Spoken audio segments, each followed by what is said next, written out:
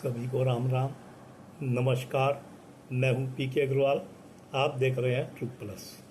साथियों, अभी हाल में हमारा 5 दिन का दीपावली त्यौहार संपन्न हुआ, धनतेरस से लेकर भैया दूज तक। हालांकि इस बार वो 6 दिन भी हो गया, तो उस बारे में मैं आज कुछ चर्चा करना चाहूँगा, कुछ अनुरोध करना चाहूँगा। सबसे पहला अनुरोध मैं करूँगा हिंदू धर्माचार्यों से। आप जानते हैं ये समस्या बहुत बड़ी हो चुकी है। हिंदू धर्म में त्यौहार 2-2 दिन तक होने लगे हैं और मुहूर्त भी ऐसे निकाले जाते हैं कि शुभ मुहूर्त 2 घंटे का है, 3 घंटे का है, या इतने बजे से इतने बजे तक है।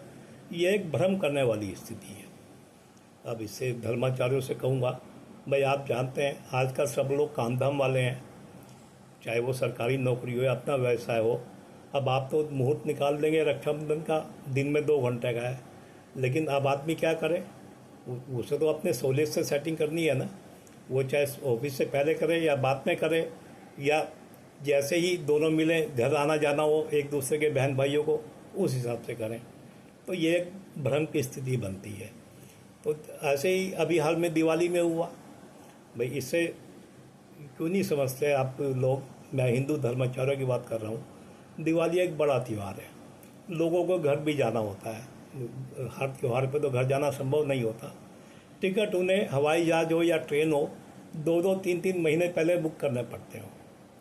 अब आप समझे, अगर अचानक एन वक्त पर लास्ट समय में दिवाली के दिन में परिवर्तन हो जाए, छुट्टी में परिवर्तन हो जाए, तो उससे कितनी कठिनाइयों का सामना करना पड़ता है। यहाँ मैं सरकार से भी कहूँगा, सरकार भी क्या करती है ऐसे स्थिति में, कई बार अगर छुट्टी बदलनी पड़े तो छुट्टी तो बदल देती है, लेकिन बदले में जो छुट्टी थी उसे रद्द भी कर देती है। इससे बाहर जाने वालों को बहुत परेशानियां होती हैं।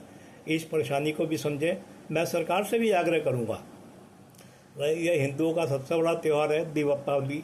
साल में एक बार अगर सब जाते हैं तो वो भी जाएंगे, तो यहाँ कम से कम छुट्टियाँ 1-2 फालतू देने का आप प्रयास करें। 1-2 छुट्टी फालतू देने से मुझे नहीं लगता कोई काम में ज़्यादा फर्क पड़ेगा।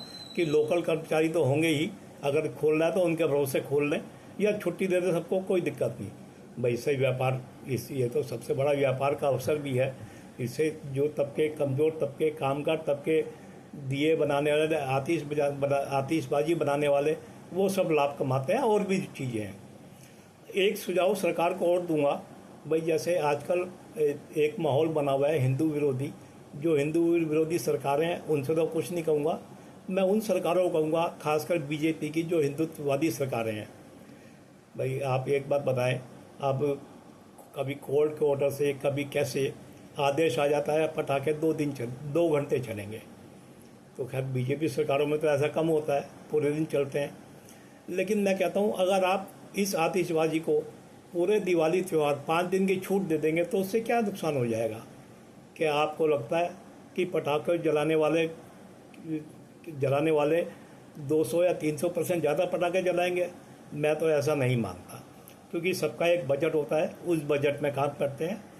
हाँ, ये हो सकता है कि 5 दिन का आप करें, 100% का 110%, 120%, 25% हो जाए, इससे ज़्यादा नहीं होगा।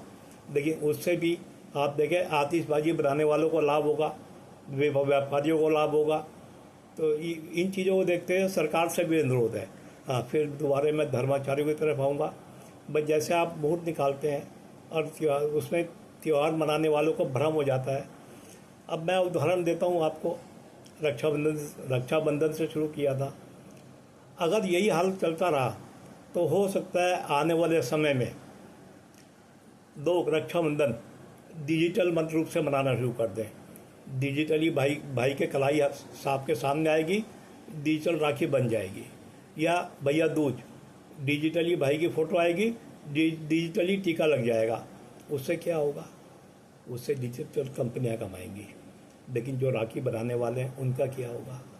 हो सकता है आपके इस भ्रमजाल में, आपके इस मुहूर्त के भ्रमजाल में आपने मुहूर्त निकाला आतिशबाजी का भी 2 घंटे की, हो सकता है भविष्य में लोग मोबाइल पे आतिशबाजी कर ले उस मुहूर्त में, और ये जो ज़मीन पे कारोबार है ये सिमट जाए। आप क्या करेंगे?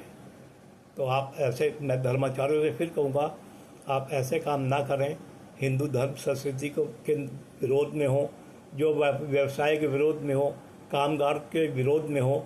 भाई ऐसा ना, हिंदू धर्म, सनातन संस्कृति, ये तो एक आत्मनिर्भर संस्कृति है ना। ये तो अपना सामान खुद ही सप्लाई करती है, तो उसे नकारात्मक रूप से प्रभावित ना करें। और जहाँ तक मैं 5 दिन की बात कर रहा था दिवाली में आतिशबाजी की, वहाँ सरकार चाहे तो एक समय कर सकती है, दिवाली के दिन को छोड़कर वो निश्चित कर सकती है भाई इतने बजे के बाद पटाखे नहीं, आतिशबाजी नहीं चलेगी। और यहाँ मैं जनता से भी अनुरोध करूँगा, जनता भी उस समय के बाद आतिशबाजी ना जलाए जो समय दे। तो सरकार इस बारे में सोचे, धर्माचार्य इस बारे में सोचे। भाई ऐसा है ना, हमारा मिठाई का कारोबार तो वैसे ही मल्टीनेशनल कंपनियां ले चुकी हैं। इस मूर्त के चक्कर में ऐसा ना हो कि हमारे ये राखी वगैरह भाई डिजिटल कंपनियां काम आ जाएं। आप बताएं, जब घड़ियां नहीं थी, पुराने समय की बात कर लें, जब भी 1000-2000 साल पहले, तब भी तो मुहूर्त निकाले जाते थे। तब कैसे निकाले जाते थे? नक्षत्रों को देखकर। उनका ज्ञान ज़्यादा था, ये अलग बात है। भाई मैंने यूट्यूब पर देखा है कि भगवान राम को जो जन्म समय बताया गया है नक्षत्रों के आधार पर, वो समय जब नासा की प्रयोगशाला में डाला गया तो एक 7000 साल पुराना एक सटीक समय निकल के आया। वो भी तो एक प्रणाली थी ना। तो आप घड़ियों पर आश्रित ना रहें, नक्षत्रों पर चलें, 24 घंटे का ब्लॉक दें जिससे आप ये त्यौहार मना सकें। मैं तो ये भी सुनता हूँ कि पहले किसी ज़माने में, केवल सोशल मीडिया के आधार पर बोल रहा हूँ, कि होली, दिवाली, बड़े बड़े त्यौहार 2-2, 3-3, 4-4 दिन तक मनाए जाते थे। भाई तो वहाँ मुहूर्त कहाँ गया? वहाँ बताइए, आप खुद सोचें मुहूर्त कहाँ गया। अब जैसे मैं एक उदाहरण और दूंगा होली का। अब होली कोई ऐसा चीज़ है जो आमतौर से रात को ही वो लगाई जाती है, होलिका दहन। लेकिन कभी टाइम शाम के 4 बजे आ जाता है, कभी रात के 12 बजे आ जाता है। तो वही एक ऐसा सहूलियत निकालें, एक बड़ा ब्लॉक देने की कोशिश करें जिससे आदमी अपने हिसाब से उसमें समायोजन कर सके। तो मुझे आशा है वीडियो पसंद आया होगा।